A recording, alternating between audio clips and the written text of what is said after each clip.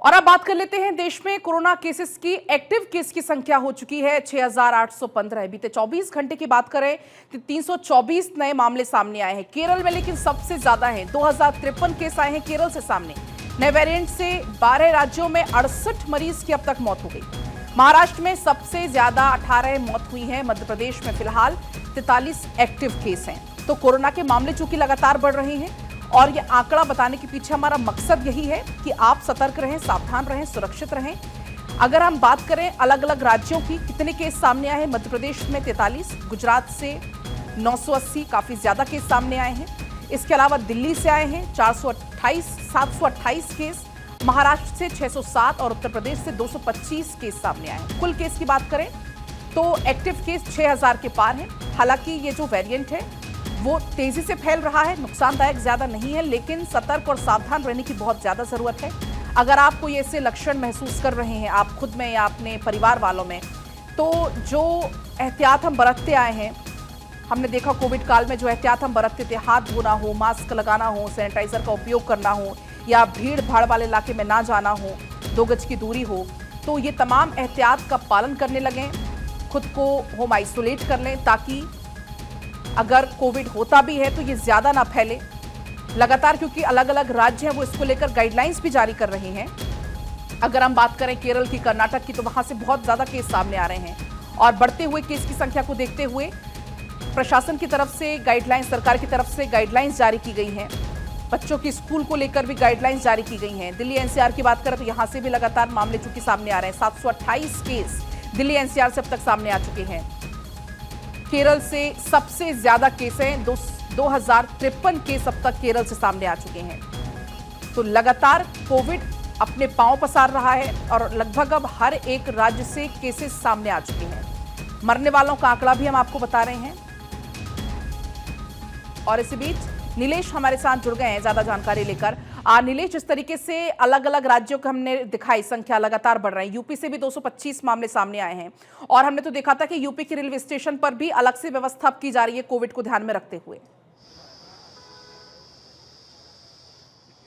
देखिए, बिल्कुल अगर हम उत्तर प्रदेश की बात करें तो उत्तर प्रदेश में लगातार कोरोना संक्रमित मरीजों की संख्या बढ़ रही है और ऐसे में उत्तर प्रदेश सरकार की तरफ से व्यापक पैमाने पर प्रबंध किए जा रहे हैं कि कैसे उत्तर प्रदेश में कोरोना की बढ़ती हुई रफ्तार पर लगाम लगाई जाए। अभी तक की अगर हम एक्टिव केसों की बात करें तो 225 ऐसे लोग हैं जो कोरोना पॉजिटिव पाए गए हैं और बीते 24 घंटे की अगर हम राजधानी लखनऊ की बात करें तो 3 लोग कोरोना संक्रमित पाए गए, जिसमें एक पीजीआई का डॉक्टर भी शामिल है। पीजीआई के डॉक्टर की अगर हम बात करें तो हाल ही में उसने गाजियाबाद की यात्रा की थी और यात्रा करने के बाद जब वापस लखनऊ लौटे थे तो उनको खांसी बुखार जैसी समस्या हुई, जिसके बाद उन्होंने कोरोना की जांच कराई तो कोरोना पॉजिटिव पाया गया, जिसके बाद तीनों मरीजों को होम आइसोलेशन में रखा गया है। और लखनऊ के अकेले अगर हम बात करें तो 14 ऐसे मरीज हैं जो वर्तमान समय में एक्टिव केस हैं और सभी को होम आइसोलेशन में रखकर उनका इलाज किया जा रहा है। पूरे उत्तर प्रदेश की बात करें, खासतौर पर दिल्ली एनसीआर यानी कि गाजियाबाद और नोएडा की बात करें तो गाजियाबाद और नोएडा में लगातार कोरोना संक्रमित मरीजों की जो संख्या है वो बढ़ रही है, जो कहीं ना कहीं चिंता का विषय भी है। और ऐसे में आम जनता को भी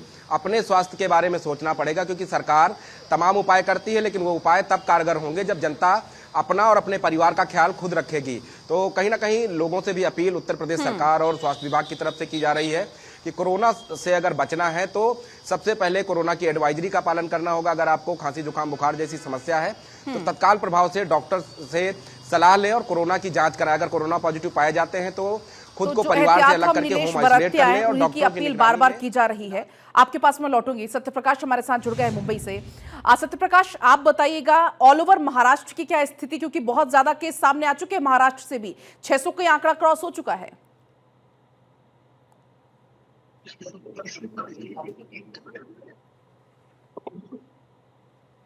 सत्यप्रकाश,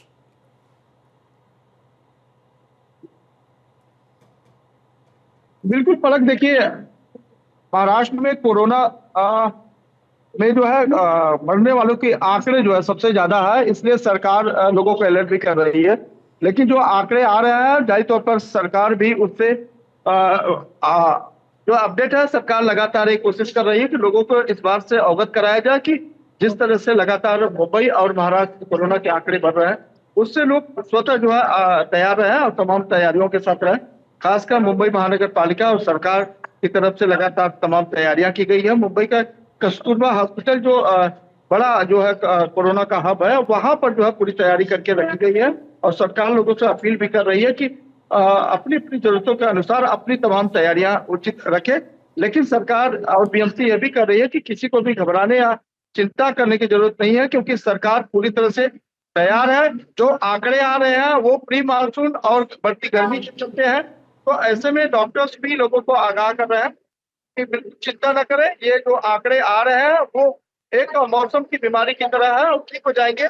और अभी कोरोना का जो नया वेरिएंट है वो किसी को हानि नहीं पहुंचा सकता है, ज्यादा डरने की जरूरत नहीं है।